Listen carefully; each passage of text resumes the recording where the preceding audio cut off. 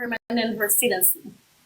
So when Cubans saw that happen, they say, hey, we have an advantage over all the Latin American people because we're in the promised land. We are here in the American dream. We are living the dream. You cannot do that because we're Cubans, so we socially have an advantage against the Latino community.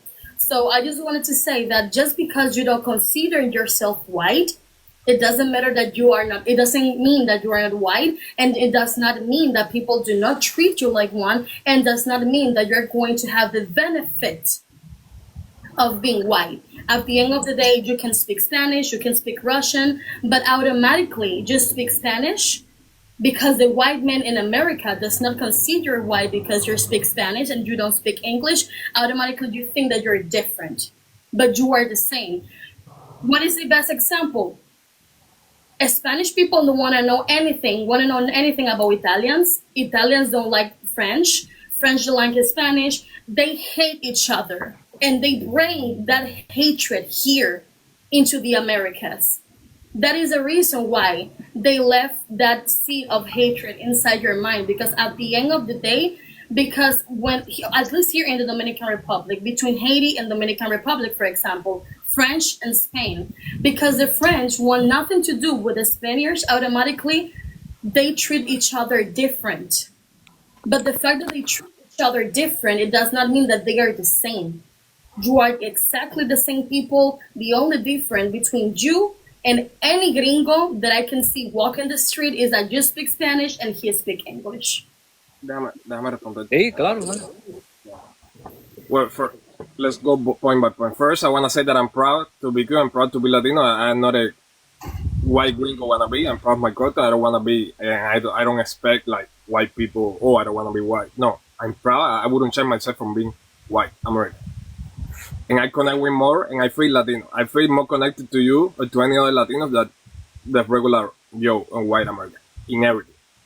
The only reason they don't treat me as white is not because my accent or because I speak Spanish. It's a culture thing. It's the joy. It's the mindset. It's way more behind. It's not so superficial. Second, I don't know how many Cubans you know that speak so bad about just white. Maybe you have been really unlucky. But I wish I could bring right now my friends in Cuba. But Cuba, they don't have electricity. They don't have TikTok. And I will bring them right now. 1, 2, 3, 4, 5 for them to speak since from their own perspective being black in Cuba, and they will be honest, and you will see a whole different perspective and react. And they will say, yeah, of course, I ran into some races, or when I was dating this white girl in Cuba and her dad didn't accept me. Yes, of course. I'm not like covering everything, say, no, racism doesn't exist, like I say, in every country. But it's minimal. It's not like here or like other countries, and overall, we are like saying, and you were saying about class and race, I think that the reason why Cuba we are so together is because, like they were saying in the comments, there is no class in Cuba. Since it's a communist, it's like government, dictatorship, Cubans. That's it. White, black, whatever. And we're kind of the same struggles, the same everything, everyday struggle. No power, going the food, walking to the party, like, and we're, like I said, at some points we were mixed. And the Cuban law is not like that, oh, after 1 year and 1 day, regardless, you become residents. No, you gotta get into the country legally. And then, after 1 year and 1 day, not committing any crimes and whatever, I thank God for that. I wish all immigrants would have that, But you can apply and become a green card holder if you didn't commit any crimes, if you behave good. And you can see now a lot of Cubans have been deported because they didn't were granted a parole when they were getting in, and they couldn't apply to the Cuban line. They're being deported. A lot of Cubans. They're being deported because white people in America do not see them as white. We don't want to see us white. At least me. And I respectfully will disagree with the fact that you're culturally different. If we're talking about culture, gringos don't care about culture when you're white from Spain or when you're white from Europe. At the end of the day, everything in Europe, in comparison with the United States, they have a different cultures, but nevertheless, they're greeted, they're welcome, they're expected, they're respected. So if the culture is a situation, they are not seeing that there is any problem with Asians because, of course, stereotypically speaking, Asians are smart. They can be here, whatever. Do you know what I'm trying to say? So if it's a cultural problem, why the only cultural problem is only with Latin American people? You know that Because deporting they don't Asians have too, any right? problem with culture when Spaniards want to come there, when Portuguese people want to be there, when Italians want to be there, when South African people want to be there. They don't care about the culture. They welcome the culture. But when is a culture that comes from Latin America, automatically there is a problem with the culture. No, I agree. And what I've been seeing is and it's true. Like I say again, because people mistake, me, speaking your mind, being reasonable with being a Trump supporter. I'm not a Trump supporter. A la pinga Trump. But Thankfully. they're getting scared with mostly Latinos because afterwards we're the second largest ethnic group, and they're becoming scared of, oh my, and we have kids, we have family, we're good at having kids, and they're like, man, by 2050, if we don't stop this bleeding and they keep growing and we don't have kids, Latino will be the majority, and that scares them, and that's why they mostly, I would say, in my opinion, this is my opinion, targeting mostly, one big reason why Hey, they're targeting Latinos no, go because ahead. Oh, because we're growing a lot, and we after even in the army, we're the second largest ethnic group after white in the army. I almost joined, so that's why I did my research. We're the second largest, so they're kind of taking over. So a lot of they're doing this cleaning, and that's why Trump wanted to go for the no citizen for illegal immigrants. Anti-constitutional, which sucks. No one is about the law of the constitution, and a lot of things and trabas, and stones in the way that he wanted to put to fuck with us, and for sure, because they're scared that we may take over and become the largest. And some of them have been like literally openly about it. This blondie, I saw her yesterday. She was like, "Oh, talking about it, like, oh, I don't want America to become demographic different, and this is a country, white demographic country." She said those words. Yeah. Yeah, and of course that's horrible. But before you respond, Fernando, I just want to say this real quick. But you see what you just explained about gringos, Americanos, that they want to keep it a white tea country. That's exactly how collectively white tea Latinos are in Latin American countries. They are okay with Europeans coming to Latin American countries, perfectly fine. Pero en el momento que un haitiano se mete a México, ay, que. You see, that's what I'm talking about. As soon as somebody that is non-white tea, non-European, se mete a un país en Latinoamérica, hay un problema. Pero todos los europeos de España, de Francia, de Italia que llegan, ay, sí, venga. And that's the, you see, it's the same mentality. White tea people have the same mentality no matter what country it is. Go ahead. I mean, some Mexicans I've been seeing on TikTok and doing my research. They were complaining about a lot of gringos and Americans that they were coming to Mexico to retire, to buy houses, and the price was going up, and they were complaining about it, and they didn't want it, and they were Americans and white. And I don't know from that point, because in Cuba, like I say, it's a dictatorship communist, and we don't have immigration of any kind. So that would be up to you. I don't know. I haven't been in all Latin countries living. But yeah, I believe what you're saying. But in Cuba, like I said, no immigrants whatsoever from anywhere. So Go ahead, Fernanda. I just feel a disconnect. I'm not trying to be condescending. I promise. I'm just trying to understand the way you see the world. So just to make sure that I understood what you're trying to say, in Cuba there's no racism because it's a I didn't say dictatorship, no racist. I didn't but say no there are racist. I some just people that are racist like yes, everywhere else, right? yeah, it's less racist country than America or Germany or whatever. Way less. Okay. Way less. But you do realize, cubano brother, that esa mentalidad que tú tienes que no hay racismo aquí, en México dicen lo mismo. Yo nunca he dicho que no hay racismo. En República Dominicana lo mismo. Siempre los latinos blancos, they always say, whitey Latinos in all Latin American countries, they say the same thing. Aquí no hay racismo. Hold on. Yo no he dicho que no hay racismo, yo he dicho que hay todo. Y mira los comentarios, empiezan a tergiversar. No, dijo que no hay racismo en Cuba, en ningún momento dije eso. Dije que es un país menos racista y se ve bien poco, y normalmente somos más unidos y más unión, blanco, como dijo, blanco, negro, jabado, lo que sea, que en otros países. No dije que no hay racismo, ya empieza la gente, no, dijo que no hay racismo. Okay, hold on. Let me pause you right there. Look what you said right here. I'm gonna grab exactly what you said. You said, yeah, there is racism everywhere, but not like in this country. But that's exactly what whitey Latinos say all the time. And you know what's crazy? Meanwhile, whitey Latinos in every Latin American country always say that. It's always the black and brown people of those same Latin American countries that say, no, there is racism. But white Latinos always try to gaslight and always trying to shame and guilt us when we actually complain about racism and colorism, uh, um, discrimination in Latin American countries. Like, And oh, look, yeah, my whole life, yeah, go ahead. Go ahead. my whole life, because I was born in Mexico. Yeah. Listen, in every pueblo in Mexico, in every pueblo of indigenous people, they are so incredibly oppressed and suppressed and silenced. Meanwhile, la gente blanca de México, oh, aquí no hay racismo, aquí está bonito. Why is it always that the white Latinos always want to be so proud of the country que aquí sí está bonito, but it's always the indigenous people of those countries and the black people of those countries that they don't have the same view. And it's for the same reason, Cubano, it's for the same reason that I ask you, do you feel like a target? You're from Cuba. You were born in Cuba. You have a big accent. I don't.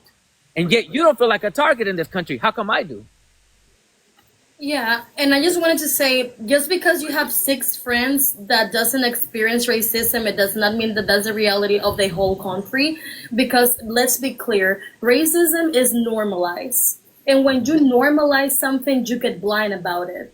And when you get blind about it, that's a way that your brain has to stop the trauma of the reality that you're experiencing.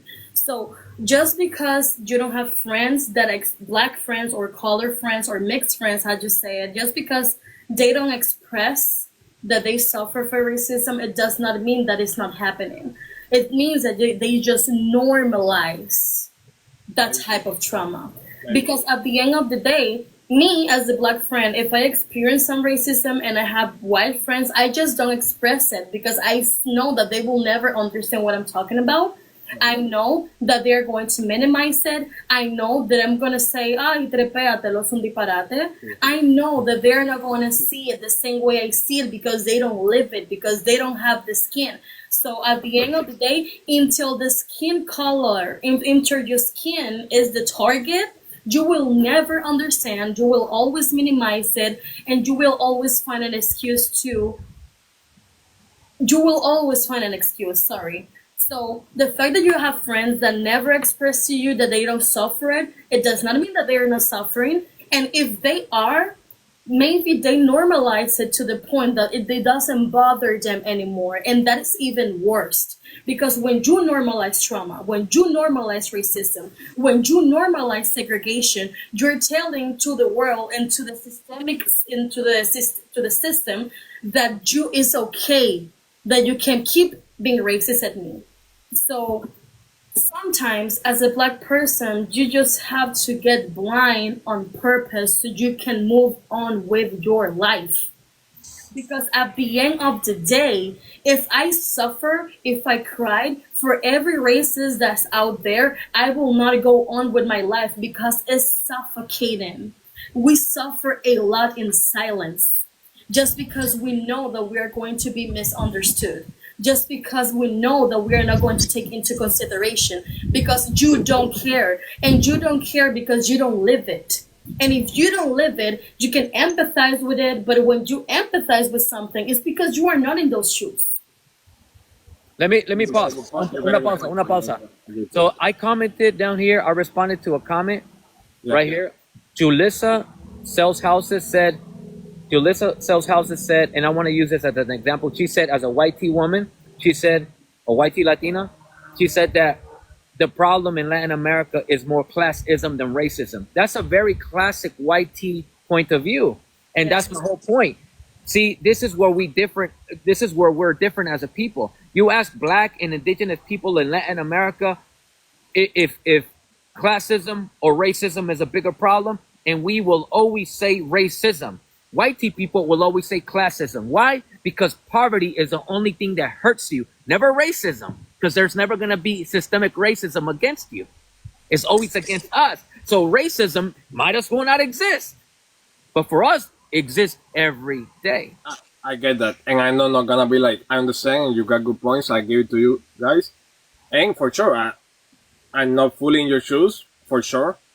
And you got a good point. You got a good point. Maybe you got a good point. What can I say? I'm not denying. Right. Anything else, Fernando? Yeah, just that. I wanted to say something, but I forgot. Maybe on another day. Okay. Anything else, Cuban? Uh, no sé. Hey, gracias, bro. Gracias. Thank you for Oh, having the another courage thing, to put if yourself up one here. day you have the opportunity, Thank you. try to be vulnerable with your black friends. Try to be very emotionally intimate with them to the point that when they can actually be honest with you about it. Because sometimes, for example, let's say that for any reason you have a black or color friend that is watching this live, how can they express to you with the comments that you just expressed that they are being victims of racism? They're just going to save that from themselves. So I encourage you, if that's your will, that if you have the opportunity, try to be as intimate as possible with your friends so they can feel open to express what is the daily reality. And you will be, I'm 100% sure that they have at least one story, they have at least one encounter, and even Oh, for sure. one, I don't know how to say it in English, pero Dilo, Peña. muchas veces pasa que al final del día, cuando tú eres una persona que se ve como yo, y te digo algo, I'm privileged because I'm not that dark. So I am talking from my story, but I know that my story is not the whole story and it's not the real reality. Because I'm the perfect stereotype about how a Dominican woman is supposed to look like, you know? But try to be intimate with them and I'm sure that they will tell you some things Oh, for sure. that that it can surprise you. Let's It do can this. definitely Or, surprise or, you. or maybe not, because you see, the white tea people that I've always met in my life, I never shared anything about my struggle ever. Why? Because if I learned anything about white tea people, whether gringo white tea people or white tea Latinos, is because it doesn't affect them. The most you'll ever get out of them is, oh, okay.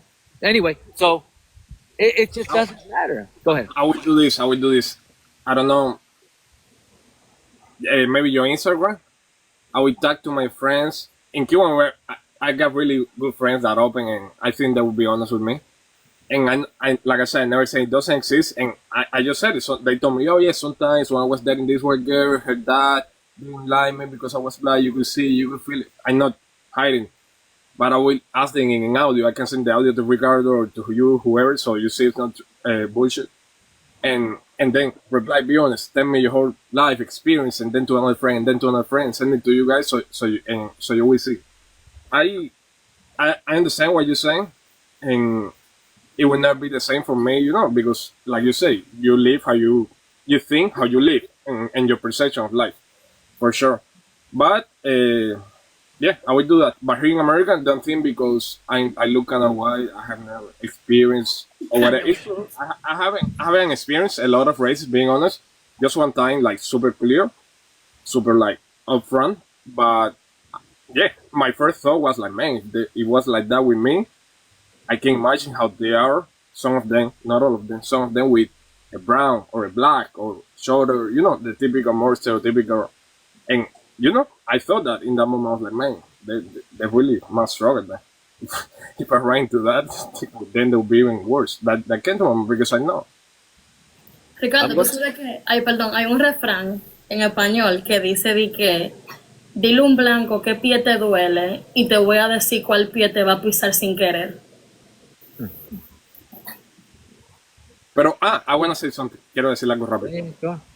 Would you agree, like, if I go, or even Ricardo, whoever, to Thailand, Philippines, or whatever state to live, when you become the minority, you always experience some sort of confrontation, racist, xenophobia, whatever you want to call it, even black, whatever. If I go maybe to, let's say, Sudan, and I'm the only white person there, you think that you give me that they will treat me different? Like, it's kind of like, what Here, is your opinion on that topic? that's That's such a good topic. that is such a great question, man. I'm Yes. so glad you asked that.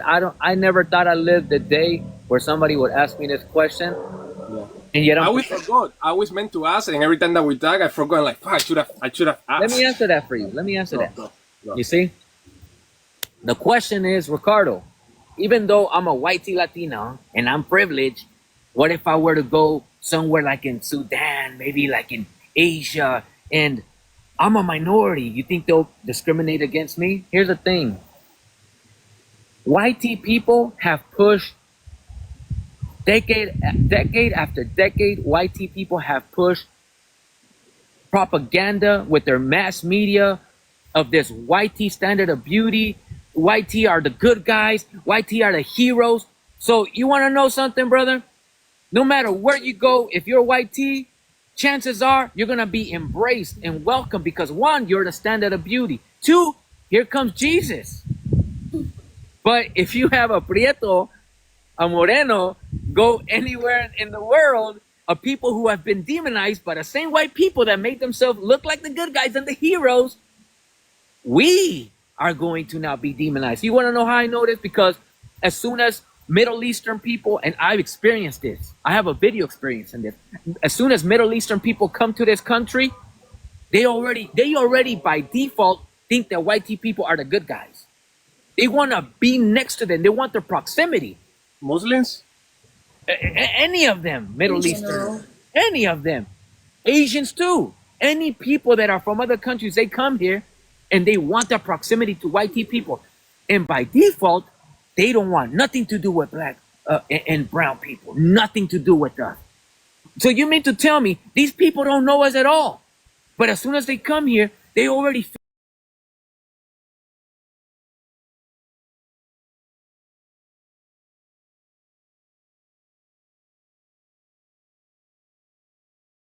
feel like they're safe with white people, but they're unsafe with us? Where'd they learn this from? Where they learned this from? Media, I guess. I don't know. Yeah, the mass media. Whitey people pushing propaganda decade after decade after decade, depicting themselves as the good, as the hero, as the Jesus, as the beautiful people. In every way, shape, and form, in every type of media. So anywhere you go as a whitey Latino, you're actually going to be considered handsome. You're going to be los que va a hacer mejorar la raza de ellos. I ain't consider that, though. So you see, Man, some people will consider handsome too. Come on, don't say that. And you can- well, I am, but you it see, doesn't matter that much. okay, I know I am, but here that's not the argument here. That's not the argument. The argument is that by default, because you are white tea presenting, there's already expectations about you. Que eres una persona buena. You're a good person. It's expected. The default of you is a good person. The default of me is cartel, gang member, dealer of, you know what? That is my default no matter where I go. That's stereotypes, yeah. And it's Okay, true. and so now we're going to go all the way around. That is why you don't feel like a target, and I do. It is.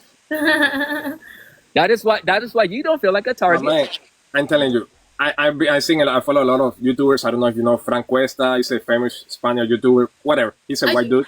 Yeah, Frank Cuesta. He lives in Thailandia. His wife, you know, from there, he has kids. And he said it himself, he's being white, Spaniard, European. Yeah. He's like, man, you think people are racist when you come to this country, Asian country in general, as a tourist? Oh, they love you, they like you, bring you money, like in every country, the tourists, you know, money, whatever, exotic, different.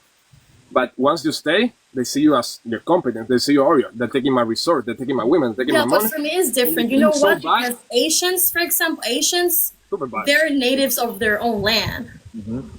Japanese, for example, they're natives of their land. Chinese, they're natives of their lands. Taiwanese people, they're natives of their own land.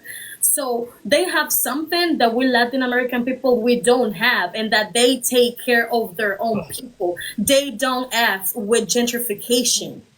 So it's not the same when you're here as a tourist and you're helping in the economy because you're consuming and you're bringing your money in comparison to when you came here to live and you're imposing your culture. Because at the end of the day, when you live in a country, you're not going to always 100% adapt to their culture. You're going to still carry with yourself a little bit of your own. So that's the reason why it's not the same thing to stay to live in a country that visit a country. Because at the end of the day, me as a native of my own land, I need to take care of my people, of my resources, and of my culture. But So if of that's course the they're issue, going to different it's because they don't want you here. They don't want you so there. true. Let's say, look, everything that you say, you see how you speak. Oh, my court, you're gonna impose your court anyway. Imagine a Trump supporter saying all that. You see the double standards. Imagine a Trump Listen, supporter they are saying, not. saying all They that. they are not natives of their own land. Ricardo is a native of their land. White people is not the native of their own I land. They know, but in came their minds, here and I they mean, impose themselves. yeah, but in their minds, they were born here. Some of them, the new generation, were born there. They were born there. That's all they know. And some of them had the same speech. Oh, they come imposing a court. That's why they're scared of the Latinos population growing on, imposing a court, just changing demographic. Basically, the same that you're saying, defending Asians being racist towards other people. If I go to Thailand and I got a business, I apport into the economy. I pay millions of dollars in tax because he's millionaire. Why that doesn't justify for you to treat me like shit in Thailand or for taxes don't stop and get me. Don't try to justify races, just because I come from Asians. That's my point. The double standards. You gotta be against races everywhere, in every race, in everywhere, at every moment. That's what I'm saying. And change. Double standards. Hi, host. Thank you for letting me come up. By the Go. way, I want to chime in and say, sir, you were right with everything you said, especially when it comes to the demographics of how the community is starting to break down in your Latin community. I'm not Latin, I'm African American. But if you scroll back to a couple of the GOPs, the Republican Party National Convention, every year after and during the election time, you can see it. It's still part of the record and record. If you listen to what a lot of the reporters say, they consistently say that the Republican Party started back in 2000. When you listen to those, when Bush, uh, when Bush,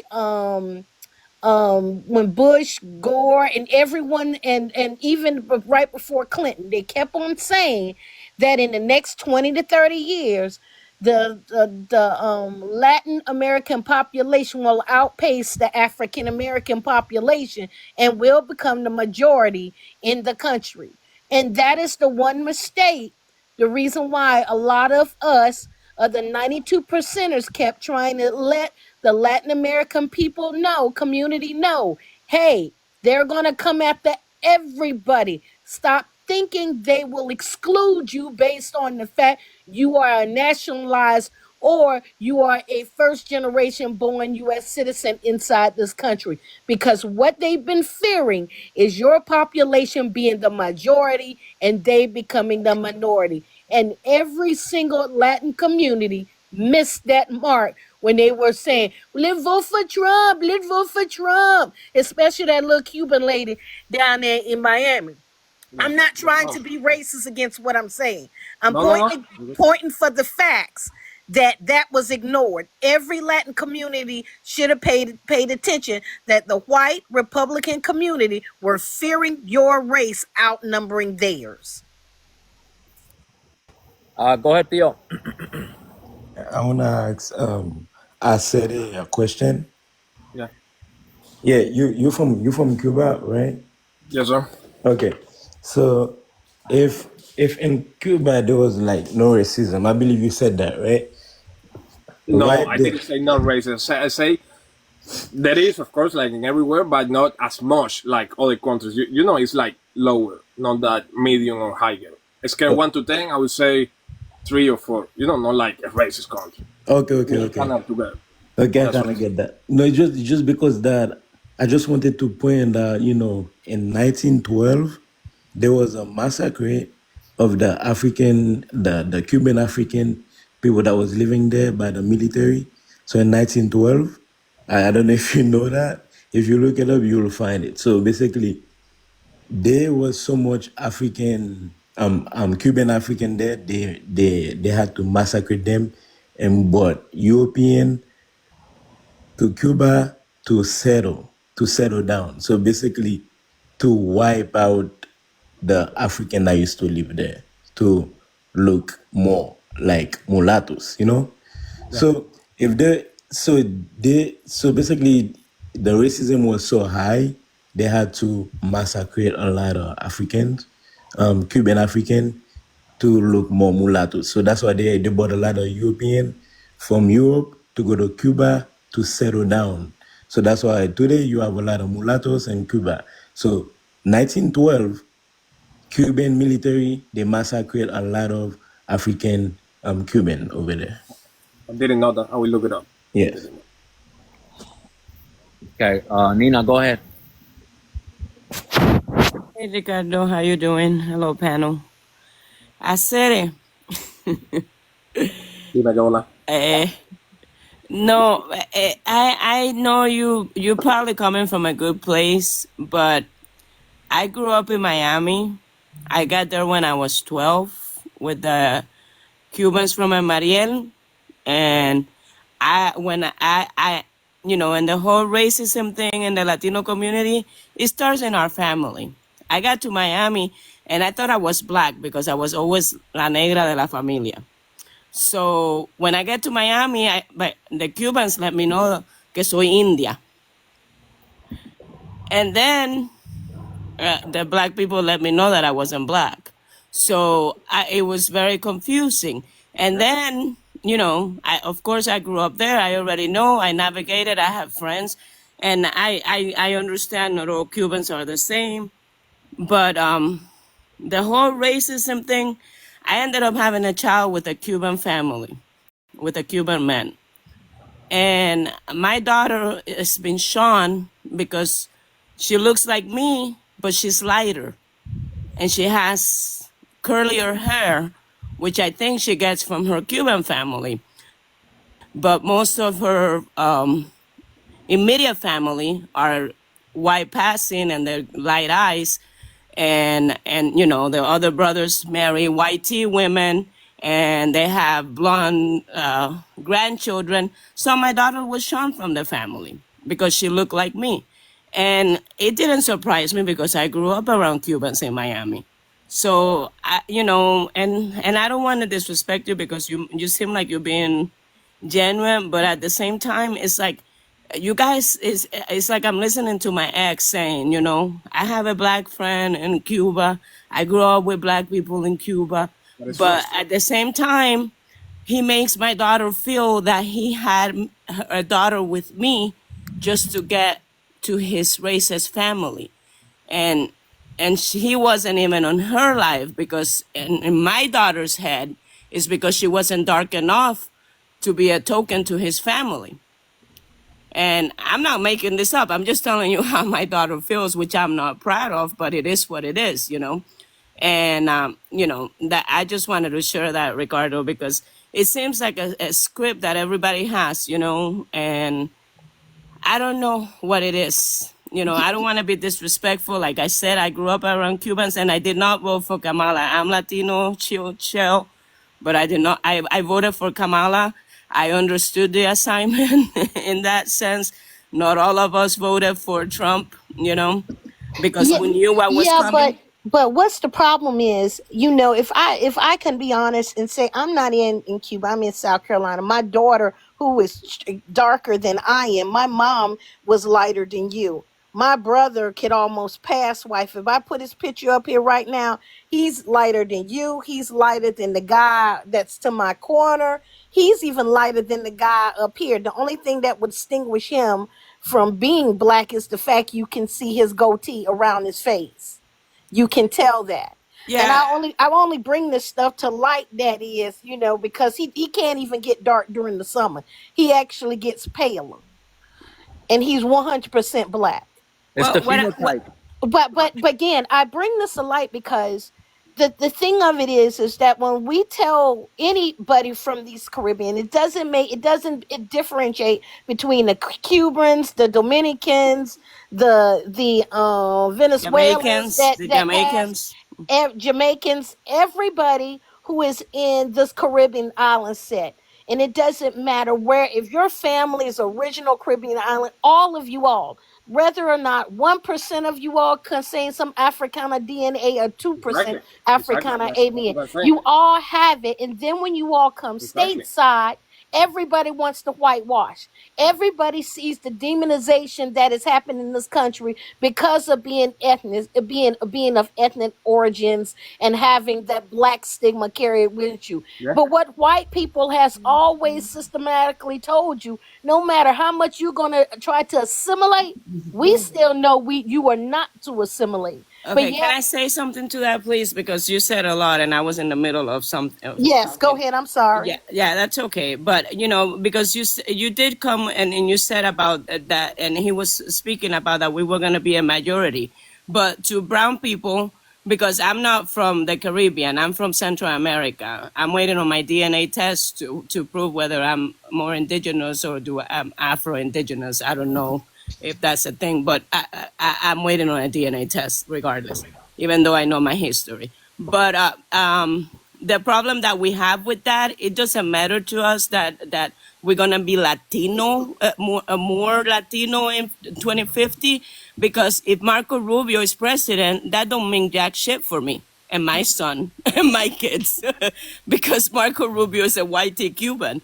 He's not gonna look out for my people, even though we're Latinos. So And when you that's speak to Latino people, you don't speak it to everybody. Not every Latino is gonna, you can't speak to all Latino the same, because he's a Latino and he's white tea. I'm Latino and I'm a brown woman. Yes, but So guess what? If he did a DNA ancestry, I bet you he have 2% of that Benin tribe that and other doesn't things in matter. his That DNA it doesn't doesn't too. matter. matter. It But doesn't whether matter. it matters or No, not, it okay. doesn't So matter if he's white tea presenting. He's a white tea man. I don't know. I don't understand why people think that 2% African all of a sudden makes a black person. Please stop doing Exactly. shit like I'm that. not saying 2%. So are you saying because I have 30% of the Caucasus Mountain in my DNA that that I'm just as equally white? And which, by the way, I do. You You know, we all present something. you consider yourself part white tea? Sir, my DNA has it in it. Okay. Do you consider yourself part white tea? I can't consider myself part anything because why? A society has already cast me with a lot that I am to bear. And because of 1%, rather 5%, rather even 10% looking anything close to of a darker origin, I got to classify my race as being black. Okay, so that's my point exactly. So it doesn't matter if we have 2%, 8% African. If we're not black presenting, we're not black. I don't understand why people want to place racial identities on somebody who is not that race Okay, presenting. but at the end of the day, I bet you if you did your DNA, would you claim that you're mixed? Would you claim? Are you so embarrassed that the fact that you'll get classified something that It now has that you will nothing to have do no, with being hold on, that embarrassed. you will have to It has assimilate nothing to to do being with being something you don't want embarrassed. to be, which is It has black. nothing to. Sir, I'm not gonna on your claim screen right 3%. now, when the I'm not light gonna. I'm casts not on, gonna you claim. look very I. black, and I'm not trying to I'm not gonna. disrespect you. You look very black. I'm sorry you. See, that's the problem with people like this. They want non-black presenting people to look black or to be black or to claim black. I don't think you understand as black people to want other people who are not black presenting to claim to be black. That's your detriment. But anyway, Can I say Bunny. something really Yeah, fast? sure, I'm sorry for sure. interrupting. Hi guys, my name is Toya. I'm African American. I just wanted to say something really quick. When I went to school, I was the only black girl in my class, right? So we weren't used to color. We were used to class, and I'm just trying to figure out.